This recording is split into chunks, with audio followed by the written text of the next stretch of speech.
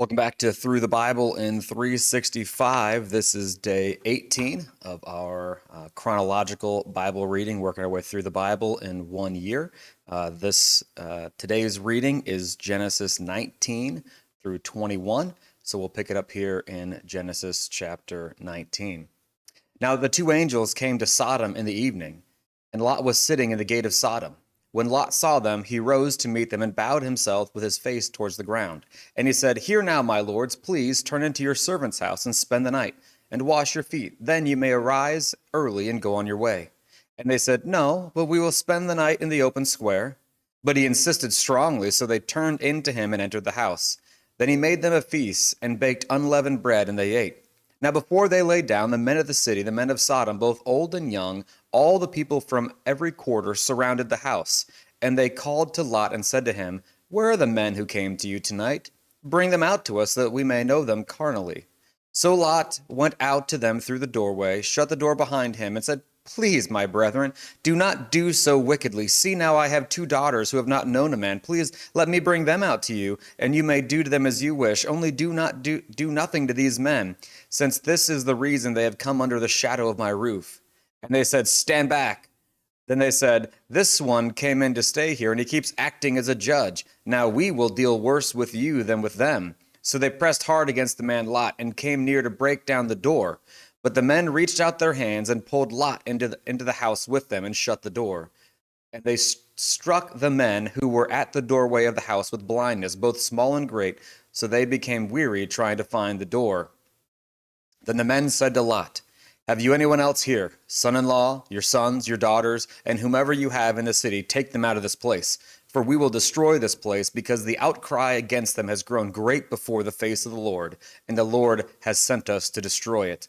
So Lot went out and spoke to his sons-in-law who had married his daughters and said, "Get up, get out of this place, for the Lord will destroy this city."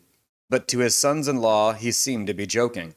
When the morning dawned, the angels urged Lot to hurry, saying, "Arise, take your wife and your two daughters who are here, lest you be consumed in the punishment of the city."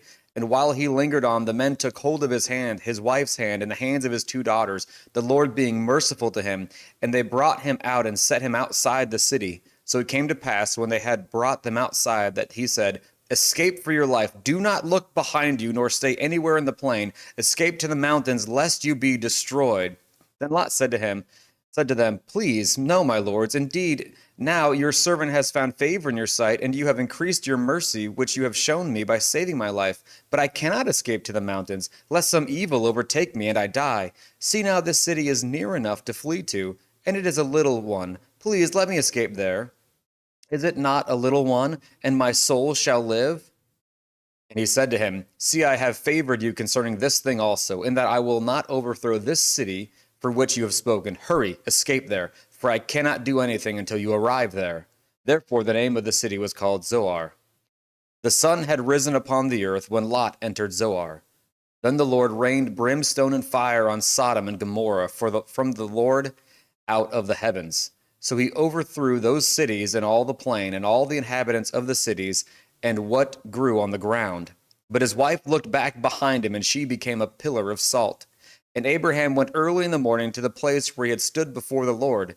Then he looked toward Sodom and Gomorrah and toward all the land of the plain, and he saw, and behold, the smoke of the land, which went up like the smoke of a furnace. And it came to pass, when God destroyed the cities of the plain, that God remembered Abraham and set Lot out of the midst of the overthrow, when he overthrew the cities in which Lot had dwelt.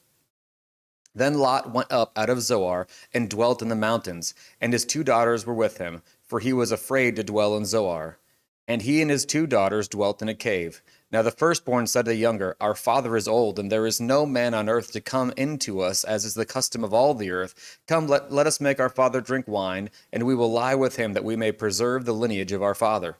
So they made their father drink wine that night, and the firstborn went in and lay with her father, and he did not know when she lay down or when she arose. It happened the next day that the firstborn said to the younger, "Indeed, I lay with my father last night. Let us make him drink wine tonight also, and you may go in and lie with him, that we may preserve the lineage of our father."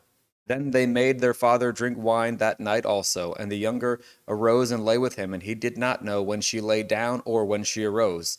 Thus both daughters of Lot were with child by their father. The firstborn bore a son and called his name Moab. He is the father of the Moabites to this day. And the younger, she also bore a son and called his name Ben-Ami. He is the father of the people of Ammon to this day. And Abraham journeyed from there to the south and dwelt between Kadesh and Shur and stayed near Gerar. Now Abraham said to Sarah his wife, she is my sister. And Abimelech, the king of Gerar, sent and took Sarah. But God came to Abimelech in a dream by night and said to him, indeed, you are a dead man because of the woman you have taken, for she is a man's wife. But Abimelech had not come near her, and he said, Lord, will you slay a righteous nation also? Did he not say to me, she is my sister? And she even said herself, he is my brother. In the integrity of my heart and in the innocence of my hands, I have done this. And God said to him in a dream, yes, I know that you did this in the integrity of your heart, for I also withheld you from sinning against me. Therefore I did not let you touch her. Now therefore restore the man's wife, for he is a prophet, and he will pray for you, and you shall live. But if you do not restore her, know that you shall surely die, and all who are yours. So Abimelech rose early in the morning and called his servants and told all these things in their hearing, and the men were very much afraid. And Abimelech called Abraham and said to him, what have you done to us? How have I offended you, that you have brought on me and on my kingdom a great sin?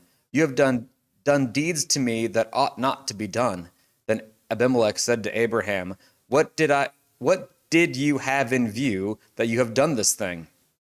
And Abraham said, because I thought surely the fear of God is not in this place, and they will kill me on account of my wife. But indeed she is truly my sister. She is the daughter of my father, but not the daughter of my mother, and she became my wife. And it came to pass, when God caused me to wander from my father's house, that I said to her, this is your kindness that you should do for me in every place, wherever we go, say of me, he is my brother. Then Abimelech took sheep, oxen, and male and female servants and gave them to Abraham, and he restored Sarah, his wife, to him. And Abimelech said, see, my land is before you, dwell wherever it pleases you. Then to Sarah he said, behold, I have given your brother 1,000 pieces of silver. Indeed, this vindicates you before all who are with you and before everybody. Thus she was rebuked. So Abraham prayed to God, and God healed Abimelech, his wife, his female servants. Then they bore children, for the Lord had closed up all the wombs of the household of Abimelech because of Sarah, Abraham's wife. And the Lord visited Sarah as he had said, and the Lord did for Sarah as he had spoken. For Sarah conceived and bore Abraham a son in his old age, at the set time of which God had spoken to him. And Abraham called the name of his son who was born to him, whom Sarah bore to him, Isaac. Then Abraham circumcised his son Isaac when he was 8 days old, as God had commanded him. Now Abraham was 100 years old when his son Isaac was born to him. And Sarah said, God has made me laugh, and all who hear will laugh with me. She also said, who would have said to Abraham that Sarah would nurse children? For I have borne him in my old age. So the child grew and was weaned, and Abraham made a great feast on the same day that Isaac was weaned. And Sarah saw the son of Hagar the Egyptian, whom she had borne to Abraham, scoffing. Therefore she said to Abraham, cast out this bondwoman and her son, for the son of this bondwoman shall not be heir with my son, namely with Isaac. And the matter was very displeasing to Abraham's sight because of his son. But God said to Abraham, do not let it be displeasing in your sight because of the lad, or because of your bondwoman. Whatever Sarah has said to you, listen to her voice. For in Isaac your seed shall be called. Yet I will also make a nation of the son of the bondwoman, because he is your seed. So Abraham rose early in the morning and took bread and a skin of water, and putting it on her shoulder, he gave it and the boy to Hagar, and sent her away. Then she departed and wandered in the wilderness of Beersheba. And the water in the skin was dried up, and she placed the boy under one of the shrubs. Then she went and sat down across from him at a distance of about a bow shot, for she said to herself, let me not see the death of the boy. So she sat opposite him and lifted her voice and wept. And God heard the voice of the lad. Then the angel of God called to Hagar out of heaven and said to her, what ails you, Hagar? Fear not. For God has heard the voice of the lad where he is. Arise, lift up the lad, and hold him with your hand, for I will make him a great nation. Then God opened her eyes, and she saw a well of water. And she went and filled the skin with water, and gave the lad a drink. So God was with the lad, and he grew and dwelt in the wilderness, and became an archer. He dwelt in the wilderness of Paran, and his mother, and took a wife for him from the land of Egypt. And it came to pass at that time that Abimelech and Phicol, the commander of his army, spoke to Abraham, saying, God is with you in all that you do. Now therefore swear to me by God that you will not deal falsely with me, with my offspring, or with my posterity, but that according to the kindness that I have done to you, you will do to me, to the land in which you have dwelt. And Abraham said, I will swear. Then Abraham rebuked Abimelech because of a well of water which Abimelech's servants had seized. And Abimelech said, I do not know who has done this thing. You did not tell me, nor have I heard of it until this day. So Abraham took sheep and oxen and gave them to Abimelech, and the two of them made a covenant. And Abraham set 7 ewe lambs of the flock by themselves. Then Abimelech asked Abraham, What is the meaning of these 7 ewe lambs which you have set by themselves? And he said, You will take these 7 ewe lambs from my hand, that they may be witness that I have dug this well. Therefore he called that place Beersheba, because of the two of them swore an oath there. Thus they made a covenant at Beersheba. So Abimelech rose with Phicol, the commander of his army, and they returned to the land of the Philistines. Then Abram planted a tamarisk tree in Beersheba, and there called on the name of the Lord, the everlasting God. And Abraham stayed in the land of the Philistines many days.